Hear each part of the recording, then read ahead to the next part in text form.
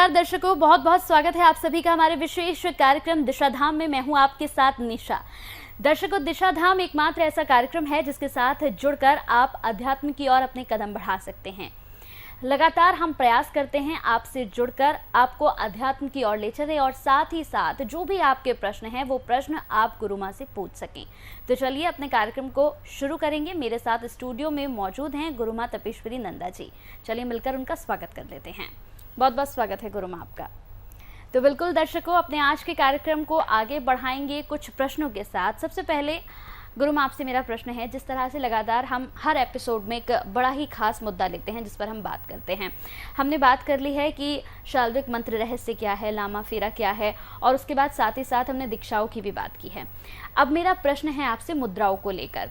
कई बार गुरु माँ क्या होता है, कई लोगों को हमने देखा है कि वो मन से तो चाहते हैं कि वो ध्यान करें, साधना करें, लेकिन शरीर साथ नहीं दे पाता है। तो ऐसे में मुद्राओं से क्या कुछ लाभ होता है? देखिए निशा जी, मुद्राएं होती ही इसलिए हैं कि हम अपने शरीर में जो हमारे अंदर बाधाएं हैं, जो हमारी रुकावटें हैं, जो ब्लॉकेज हैं शरीर के, वो सबको दूर कर सके। मुद्राएं, जैसा कि आपने कहा कि ध्यान तो बहुत लगाना चाहते हैं लोग, लेकिन ध्यान नहीं लगा पाते, बैठ नहीं पाते। थोड़ा समय भी अगर करते हैं तो उनके शरीर में दर्द होने लगता है या विचार आने लगते। इस तरह की समस्याओं से बाहर निकालने के लिए मुद्राएं बहुत ही सपोर्टिव है। मुद्राओं का मतलब ये है कि हम अपने सिटिंग पोस्चर को उस स्थिति में ले जाएं जो हमारे शरीर में विकार है, एक तो उनको दूर कर दे, या जो हमारे जो अननोन विचार हमारे अंदर आ रहे हैं उन विचारों से मुक्त कर दे। तीसरा, अगर हमारे शरीर में स्ट्रेंथ नहीं है बैठने की, तो वो स्ट्रेंथ हमारे शरीर में बनती है।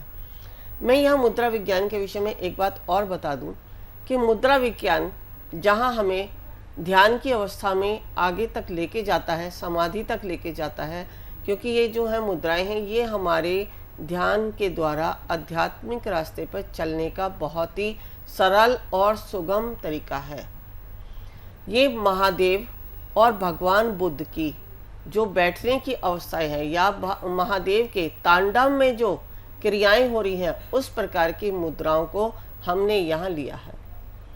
आपने देखा, जब भगवान महादेव जब तांडव करते हैं तो जिस भी डायरेक्शन में उनकी हाथों की स्थिति जाती है, या जो उनके ओरा से तेज जाता है, या जोरा से जो तरंगे जाती हैं, उनसे क्या क्या उत्पन्न होता था।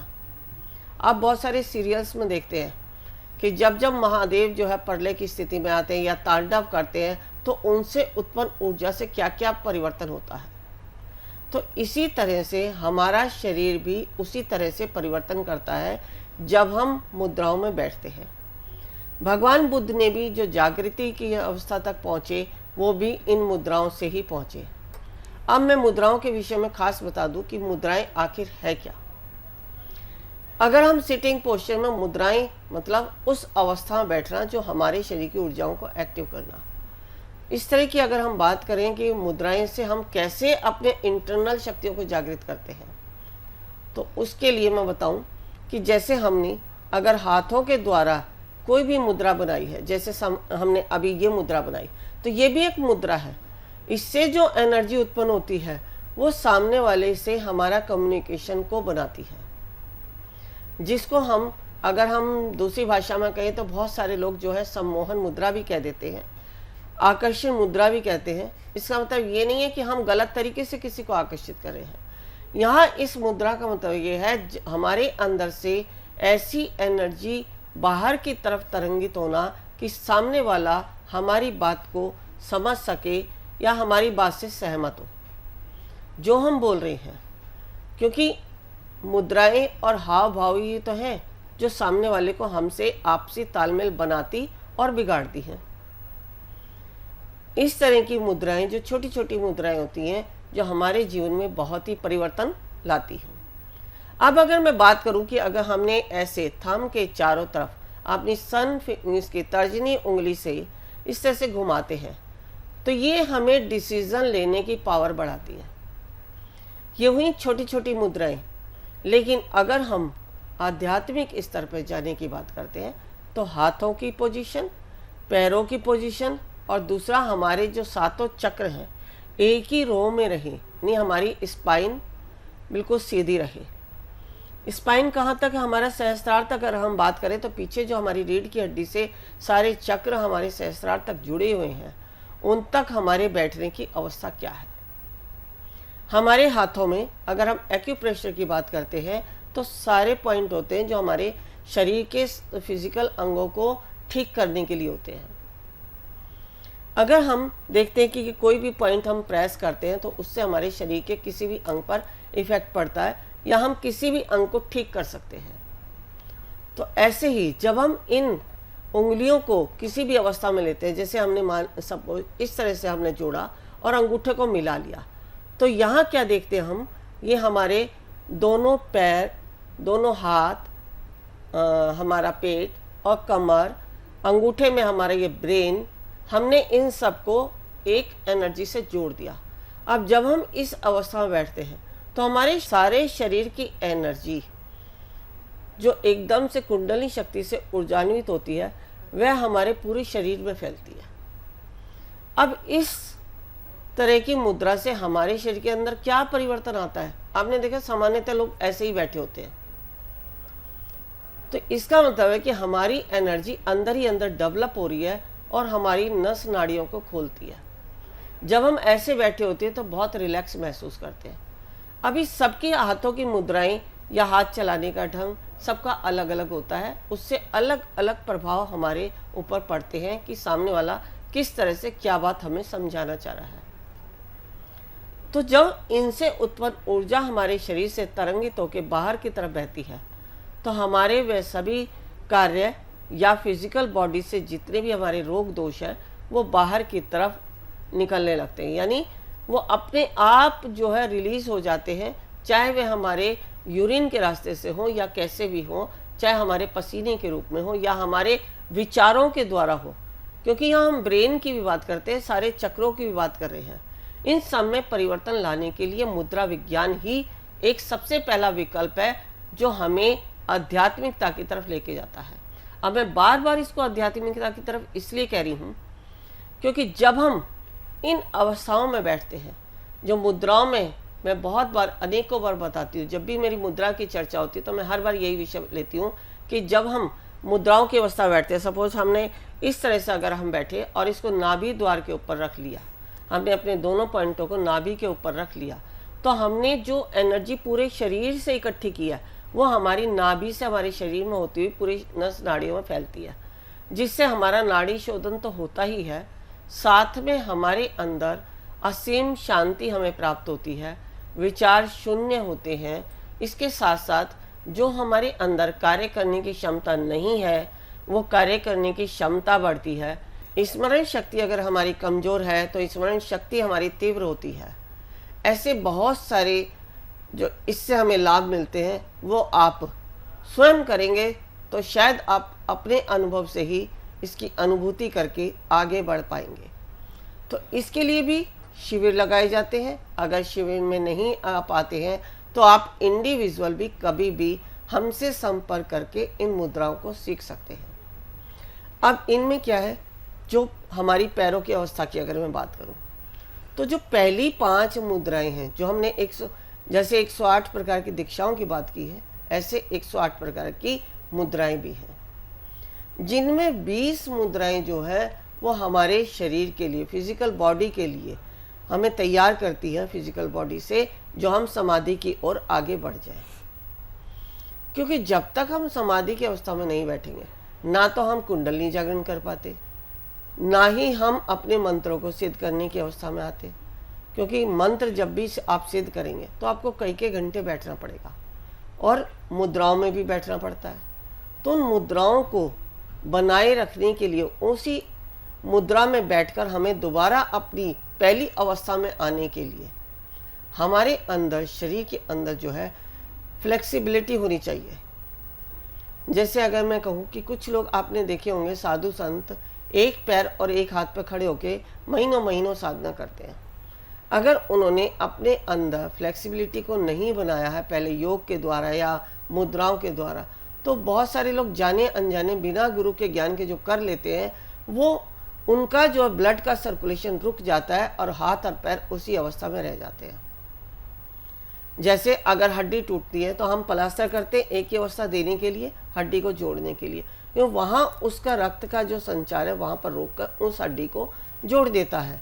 ऐसे ही हमें अपने शरीर को फिर से पहली अवस्था में आने के लिए ये मुद्राएं बहुत ही कारगर हैं। जैसे आप कुछ समय बैठ जाते हैं तो आपके पैर सुन्न हो गए। कई बार ऐसा होता है आप घंटों घंटों पैरों को मसलते रहते हैं, लेकिन वो पैर आपके पहली अवस्था में नहीं आ पाते। इससे आप परेशान हो जाते हैं। आगे कभी भी आपका ध्यान या मेडिटेशन या साधना के लिए या कभी घंटों बैठने के लिए मन भी नहीं करता, क्योंकि आपके अंदर वो डर बन जाता है कि कहीं मेरे पैर ना सुन हो जाए, कहीं मेरा खून का दौरा ना बंद हो जाए, रक्त संचार ना बंद हो जाए। इस तरह के विचार आपके अंदर आते हैं और आप जो है कभी भी उस अवस्था को प्राप्त नहीं कर पाते जिसके लिए आपके अंदर एक तड़प है। तो इसलिए हम शरीर को फ्लेक्सिबल बनाने के लिए इन मुद्राओं को करते हैं। अब साथ साथ हमारे शरीर के अंदर जो रोग दोष होते हैं उनको भी इन मुद्राओं के द्वारा दूर किया जा सकता है। जैसे अगर किसी को साइनस की प्रॉब्लम है तो ये अभी मैं यहाँ आपको हाथों की पोजीशन बता रही हूँ कि इस तरह से हम आज्ञा चक्र के आगे रखते हैं और पैरों की पोजीशन क्या है, बैठने का सिटिंग, ये हमारी कमर की अवस्था क्या है, ये सारा अगर हमें ज्ञान है तो हम साइनस की प्रॉब्लम से भी बाहर निकल सकते हैं।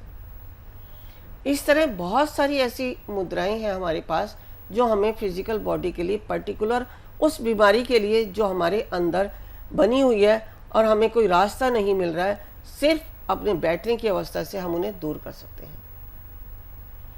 अब मैं फिर से आपको बहुत एक सरल तरीके से बता दूं, हमारी ये जो समाधि तक की मुद्राएं हैं ये 4 भागों में बटी हुई हैं। 5-5 भागों में 4 भाग बने हैं, जिनमें हमारी पहली जो 5 मुद्राएं हैं वो हमारे छोटे बच्चों से लेके वृद्धा अवस्था तक किसी भी आयु के व्यक्ति इसको कर सकते हैं, क्योंकि इनसे एक तो हमारे जो बिना वजह के विचार हमारे अंदर आते हैं उनसे हम बाहर निकलने की क्षमता रखते हैं। दूसरा, हमारे अंदर कार्य करने की क्षमता नहीं है तो कार्य करने की क्षमता आती है। हमारी स्मरण शक्ति तीव्र नहीं है तो स्मरण शक्ति को बढ़ाने के लिए ये पहली 5 मुद्राएं बहुत ही कारगर हैं। इसलिए मैं बताती हूँ कि अगर अपने बच्चों को ये मुद्राएं करा दें तो उनका मन शांत रहने लगेगा, उनका मन अपने वश में रहेगा और इसके द्वारा वह एकाग्रता की तरफ जाएंगे। क्योंकि यहाँ वश की बात मैं इसलिए की है, छोटे बच्चे होते हैं उनका मन बहुत चंचल होता है, तो इस चंचलता से बाहर आके वो एक सिंसियरिटी की अवस्था में जाएंगे। क्योंकि जब एक आयु होती है जहाँ बच्चे को जो है सिंसियर होना ही पड़ता है, चाहे अपने पढ़ाई के क्षेत्र में, चाहे अपने घर परिवार के संस्कारों के क्षेत्र में, या आगे अगर जीवन में आपको अपना करियर बनाना है, अर्निंग सोर्स बनाना है, तो वहाँ भी आपको कंसंट्रेशन की आवश्यकता पड़ती है, सिंसियरिटी की आवश्यकता पड़ती है। तो इन सारी अवस्थाओं के लिए ये पहली 5 मुद्राएं बहुत ही कारगर सिद्ध होती हैं। और इनका अगर मैं आध्यात्मिक पक्ष लूँ तो आध्यात्मिक पक्ष हमें असीम शांति, गहरी शांति, अस्थिरता की अवस्था में जाने का मार्ग हमें इसके द्वारा प्राप्त होता है। अब दूसरी मुद्राओं की अगर मैं बात करूं 6 से लेकर 10 तक की, तो ये हमारे अंदर जो समर्पण का भाव मैंने बताया, उस समर्पण के भाव को जो हमारे अंदर बनता बनता टूट जाता है उसको बनाए रखती है। जिस भाव से हम बैठे हैं वही भाव शुरू से लेके अंत तक की साधना के लिए हमारे अंदर बना रहता है। कभी कभी ऐसा होता है ना कि आप बैठते तो बड़े समर्पण भाव से हैं, लेकिन थोड़े समय के बाद आपका भाव टूट जाता है, आप उठ के खड़े हो जाते हैं, तो वहीं आपकी साधना या कोई भी आप स्पिरिचुअलिटी में या भगवान के लिए कोई प्रार्थना कर रहे हैं, किसी भाव से जुड़े हैं, कुछ मांग रहे हैं, कोई प्रार्थना कर रहे हैं, तो वह भाव के टूटते ही आपका सब कुछ वहीं रह जाता है।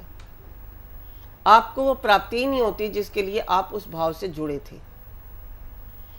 इसके बाद जो 11 से लेके 15 तक की अवस्थाएं हैं वो हमारे फिजिकल बॉडी को फ्लेक्सिबल बनाने का कार्य करती है।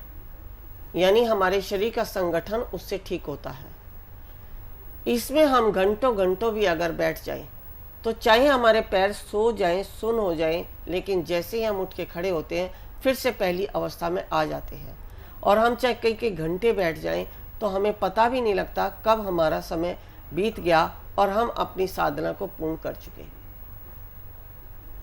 अब जब आपने 3 स्टेप पूरे कर लिए तो आप समाधि के लिए बिल्कुल तैयार हैं, क्योंकि समाधि कब होती है? जब आप कई घंटे बैठकर और उसके बाद 7 चक्रों का भेदन करके, सारे चक्रों को एक्टिव करके समाधि की अवस्था तक जाते हैं। जब तक आपके 7 चक्र जागृत नहीं होते तब तक आप समाधि की अवस्था तक नहीं जा पाते।